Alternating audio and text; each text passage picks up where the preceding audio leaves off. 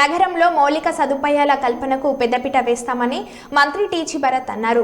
గురువారం 23వ వార్డు శ్రీరామ్ నగర్ లో 20 లక్షల రూపాయలతో సీసీ డ్రైనేజీ కాల్వలు, 39 లక్షల రూపాయలతో సీసీ రోడ్లు, 15వ వార్డు చాణక్యపురి కాలనీలో 70 లక్షలతో కమ్యూనిటీ హాలు, 15వ వార్డు బుధవారపేట శ్మశాన వాటికలో 70 లక్షల రూపాయలతో మౌలిక సదుపాయాల కల్పనకు ఎంపీ బస్తిపాటి నాగరాజ్ తో కలిసి మంత్రి శంకుస్థాపనలు చేశారు. మొత్తం దాదాపు 2 కోట్ల నిధులకు సంబంధించి మంత్రి ఎంపీ తొలిసారి అభివృద్ధి పనులకు భూమి పూజ చేశారు.